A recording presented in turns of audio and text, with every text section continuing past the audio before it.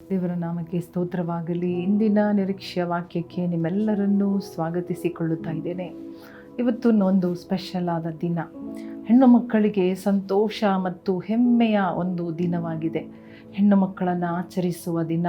ಹೆಣ್ಣು ಮಕ್ಕಳು ಸಂತೋಷವಾಗಿ ಹಲವಾರು ಕಾರ್ಯಕ್ರಮಗಳನ್ನು ಮಾಡಿ ಮುಖ್ಯತೆ ಅಥವಾ ಅವರ ಸ್ಪೆಷಾಲಿಟಿ, ಅವರ ಅಮೂಲ್ಯ ಒಂದು ವಿಶೇಷವನ್ನು ಕೊಂಡಾಡುವ ಒಂದು ದಿನ, ಜ್ಞಾಪಕ ಮಾಡಿಕೊಳ್ಳುವ ದಿನ, ಆಚರಿಸುವ ದಿನ. ಆದ ಕಾರಣ ಹೆಣ್ಣು ಮಕ್ಕಳಾದ ನಮಗೆ ತುಂಬ ಒಂದು ಐಡೆಂಟಿಫೈ ಮಾಡುವಂತಹ ದಿನ. ಹೆಣ್ಣು ಮಕ್ಕಳ ಸಾಧನೆಗಳಾಗಿರಬಹುದು, ಹೆಣ್ಣು ಮಕ್ಕಳು ಸತ್ಯವಿಧದಲ್ಲಿರುವ ಹೆಣ್ಣು ಮಕ್ಕಳ ವಿಶೇಷವಾದ ಗುಣಗಳನ್ನು ಧ್ಯಾನ ಮಾಡುವ ದಿನ. ಹಲ್ಲೆಲೂಯಾ. ಇದೆಲ್ಲ ನಮಗೆ ಕಾಮನ್ ಆಗಿ ರೆಗ್ಯುಲರ್ ಆಗಿ ನಾವು ಮಾಡುವಂತಹ, ಆಚರಿಸುವಂತಹ ಈ ಒಂದು ದಿನದಲ್ಲಿ ದೇವರು ಕೊಡುವಂತಹ ಒಂದು ಆಲೋಚನೆ ಅಥವಾ ನಮಗೆ ಕಲಿಸಿಕೊಡುವಂತಹ ಕಾರ್ಯಗಳನ್ನು ನಾವು ಓದಿಕೊಳ್ಳೋಣ. ಹಲ್ಲೆಲೂಯಾ. ನಾವು ಎಲ್ಲರಿಗೂ ರೂಥಳ ಬಗ್ಗೆ ಗೊತ್ತು. ಆ ರೂಥಳ ಜೀವನ ಹೇಗಿತ್ತು, ಅವಳಿಗೂ ನಹೋಮಿಯಾದ ಅವಳ ಅತ್ತೆಗೂ ಇದ್ದ ಸಂಬಂಧ, ಇದ್ದ ಒಂದು ಒಗ್ಗಟ್ಟು, ಇದ್ದ ಒಂದು ಡೆಡಿಕೇಶನ್ ಎಲ್ಲ ನಮಗೆಲ್ಲರಿಗೂ ತಿಳಿದಿರುವ ಒಂದು ವಿಚಾರವೇ. ಒಂದು ವಾಕ್ಯವನ್ನು ನಾವು ಓದಿಕೊಳ್ಳೋಣ. ರೂಥಳು 1ನೇ ಅಧ್ಯಾಯ 15-16 ವಾಕ್ಯ. The book of Ruth, chapter 1 verse 15 and 16. ನಹೋಮಿಯು ರೂಥಳಿಗೆ, ಇಗೋ, ನಿನ್ನ ಓರಗಿತಿಯು ತಿರುಗಿ ತನ್ನ ಜನರ ಬಳಿಗೂ ದೇವತೆಗಳ ಬಳಿಗೂ ಹೋಗುತ್ತಾಳೆ. ನೀನು ಆಕೆಯ ಜೊತೆಯಲ್ಲಿ ಹೋಗು ಅಂದಾಗ ಆಕೆಯು, ನಿನ್ನನ್ನು ಬಿಟ್ಟು ಹಿಂದಿರುಗಬೇಕೆಂದು ನನ್ನನ್ನು ಒತ್ತಾಯಪಡಿಸಬೇಡ. ನೀನು ಎಲ್ಲಿಗೆ ಹೋದರೂ ನಾನು ಅಲ್ಲಿಗೆ ಬರುವೆನು. ನೀನು ವಾಸಿಸುವಲ್ಲೇ ನಾನು ವಾಸಿಸುವೆನು. ನಿನ್ನ ಜನರೇ ನನ್ನ ಜನರು, ನಿನ್ನ ದೇವರೇ ನನ್ನ ದೇವರು. ಇಲ್ಲಿಗೆ ನಾವು ನಿಲ್ಲಿಸೋಣ. ಈ 2 ವಾಕ್ಯಗಳಲ್ಲಿ ನೋಡುವಾಗ ನಹೋಮಿ ಹೇಳಿದ ಕಾರ್ಯವನ್ನು ನಾವು ಗಮನಿಸುವಾಗ ಅವಳು ಹೇಳುತ್ತಾ ಇದ್ದಾಳೆ, ನಿನ್ನ ಓರಗತ್ತಿ ತಿರುಗಿ ತನ್ನ ಜನರ ಬಳಿಗೂ ದೇವತೆಗಳ ಬಳಿಗೂ ಹೋಗುತ್ತಾಳೆ. ನೀನು ಆಕೆಯ ಜೊತೆಯಲ್ಲಿ ಹೋಗು ಎಂಬುದಾಗಿ ಹೇಳುತ್ತಾ ಇದ್ದಾಳೆ. ಓರ್ಫಾ ತನ್ನ ಜನರ ಮಧ್ಯದಲ್ಲಿ, ತನ್ನ ದೇವರ ಮಧ್ಯದಲ್ಲಿ ಅವಳು ಹೋಗುತ್ತಾ ಇದ್ದಾಳೆ. ನೀನು ಅವಳ ಜೊತೆಯಲ್ಲಿ ಹೋಗು. ಯು ಫಾಲೋ ಹರ್. ನೀನು ಅವಳನ್ನು ಫಾಲೋ ಮಾಡು, ಹಿಂಬಾಲಿಸು, ನೀನು ಹೋಗು ಎಂಬುದಾಗಿ ಅವಳು ಹೇಳುತ್ತಾ ಇದ್ದಾಳೆ. ನನ್ನ ಹತ್ರ ಏನೂ ಇಲ್ಲ ಎಂಬುದಾಗಿ ಹೇಳುವಾಗ ರೂಥಳು ಹೇಳುತ್ತಾ ಇದ್ದಾಳೆ, ನಿನ್ನನ್ನು ಬಿಟ್ಟು ಹೋಗುವುದನ್ನು ಕುರಿತು ನೀನು ಮಾತನಾಡಬೇಡ. won't even mention about me leaving you ಎಂಬುದಾಗಿ. ನಾವಿಬ್ಬರೂ ಸಪ್ರೇಟ್ ಆಗುವುದನ್ನು ಕುರಿತು ಮಾತನಾಡಬೇಡ. ನಾನು ನಿನ್ನ ಜೊತೆಗೆ ಬರುವೆನು, ನಿನ್ನ ಊರಿಗೆ ಬರುವೆನು. ನಿನ್ನ ಜನರು ನನ್ನ ಜನರು, ನಿನ್ನ ದೇವರು ನನ್ನ ದೇವರು. ಹಲ್ಲೆಲೂಯಾ. ದೊಡ್ಡ ಮಾತನ್ನು ರೂಥಳು ಹೇಳ್ತಾ ಇದ್ದಾಳೆ. ಇದರಲ್ಲಿ ಇರುವಂತಹ ಸತ್ಯ ಏನು? ದೇವರು ನನಗೆ ತಿಳಿಸಿಕೊಟ್ಟ ಒಂದು ಅತ್ತೆ ಸೊಸೆಯ ಸಂಬಂಧವನ್ನು ಕುರಿತು ನಾನು ಹೇಳಲು ಇಷ್ಟಪಡ್ತಾ ಇದ್ದೇನೆ. ಹಲ್ಲೆಲೂಯಾ. ನಾವು ಅತ್ತೆಯಾಗಿ ಅಥವಾ ಒಂದು ತಾಯಿಯಾಗಿ ಅನುಭವಸ್ಥರಾಗಿ, ಮುಖ್ಯವಾಗಿ ಹೇಳಬೇಕಾದರೆ ಅನುಭವಸ್ಥರು. ಅತ್ತೆ ಎಂಬುದಾಗಿ ಹೇಳುವಾಗ she is experienced, she nose more. ಸೊಸೆ ಅಂದಾಗ ದೇ ಆರ್ ಸ್ಟಿಲ್ ಲರ್ನಿಂಗ್. ಅವರು ಹೊಸದಾಗಿ ಮದುವೆಯಾಗಿ ಬಂದಿದ್ದಾರೆ. ಹೊಸದಾಗಿ ಒಂದು ಹೆಂಡತಿಯ ಪಾತ್ರ, ಒಂದು ಸೊಸೆಯ ಪಾತ್ರ, ಒಂದು ತಾಯಿಯ ಪಾತ್ರವನ್ನು ಅವರ ತಕ್ಕೊಂಡು ಹೊಸದಾಗಿ ಪ್ರವೇಶ ಮಾಡಿದ್ದಾರೆ. So they are still learning.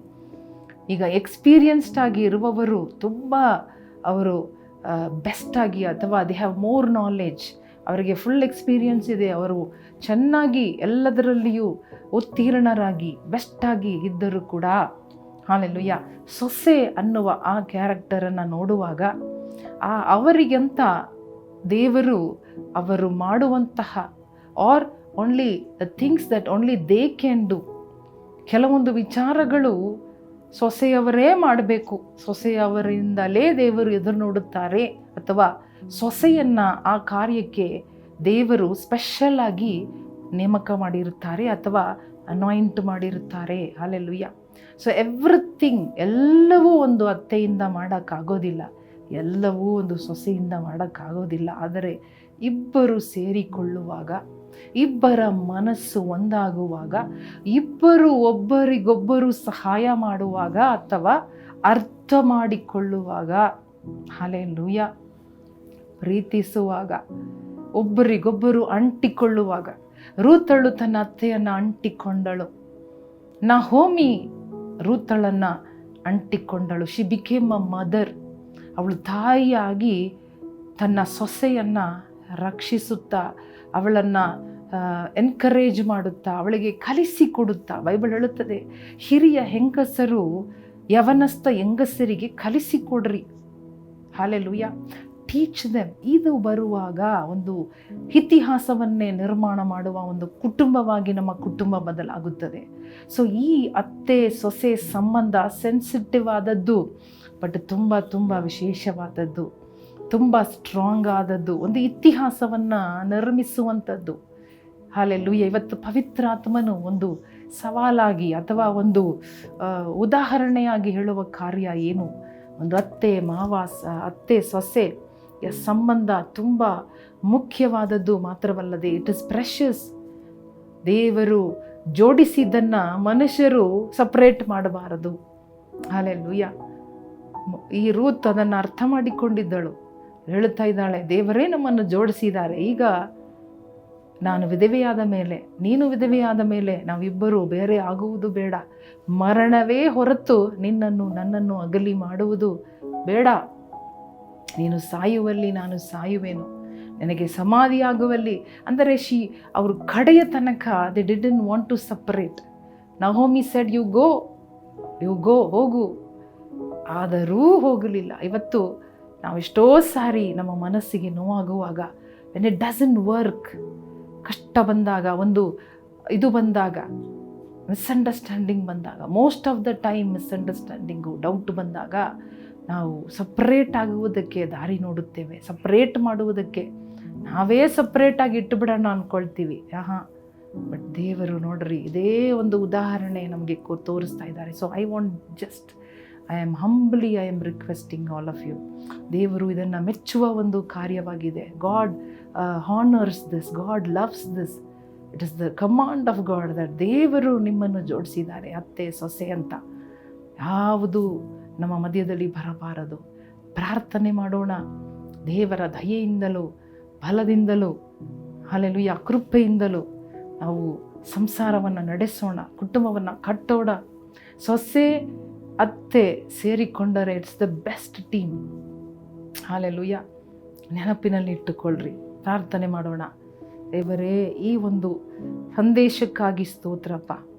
ಈ ಒಂದು ಮಹಿಳೆಯರ ದಿನ ಏಸಪ್ಪ, ನಾವೆಲ್ಲರೂ ಕೂಡಿ ನಮ್ಮನ್ನು ಒಪ್ಪಿಸಿಕೊಡುತ್ತೇವೆ. Lord, we may be the mother in law or we may be the daughter in law, whoever we are Lord we submit ourselves. ನಮ್ಮನ್ನು ಒಪ್ಪಿಸಿಕೊಡುತ್ತಾ ಇದ್ದೇವೆ ನಮ್ಮ ರೋಲನ್ನು ನಾವು ಮಾಡೋದಕ್ಕೆ. ಏಸಪ್ಪ, ಕೆಲವೊಂದು ಕಾರ್ಯಗಳು ನಮಗೆ ಬರುವುದಿಲ್ಲ, ಕೆಲವೊಂದು ಕಾರ್ಯಗಳು ಏಸಪ್ಪ ನಮಗೆ ಬರುತ್ತದೆ ಸ್ವಾಮಿ.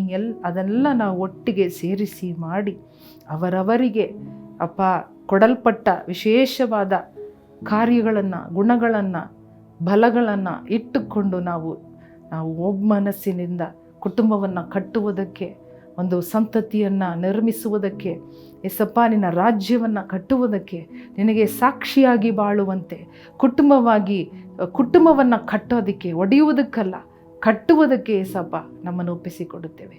ಈ ದೇವರ ಯೇಸುವಿನ ನಾಮದಲ್ಲಿ ಬೇಡಿಕೊಳ್ಳುತ್ತೇವೆ ನಮ್ಮ ತಂದೆಯೇ. ಆಮೇನ್, ಆಮೇನ್. ಪ್ರಿಯ ಸ್ನೇಹಿತರೆ, ಪ್ರಿಯ ಸಹೋದರ ಸಹೋದರಿ, ವಿಶೇಷವಾಗಿ ಎಲ್ಲ ಸಹೋದರಿಯರಿಗೂ ನನ್ನ ಹೃದಯಪೂರ್ವಕವಾದ ಹ್ಯಾಪಿ ವಿಮೆನ್ಸ್ ಡೇ ಶುಭಾಶಯಗಳನ್ನು ನಾನು ಕೋರಿಕೊಳ್ಳುತ್ತೇನೆ. ದೇವರು ನಿಮ್ಮನ್ನು ಆಶೀರ್ವದಿಸಲಿ. ಆಮೇನ್.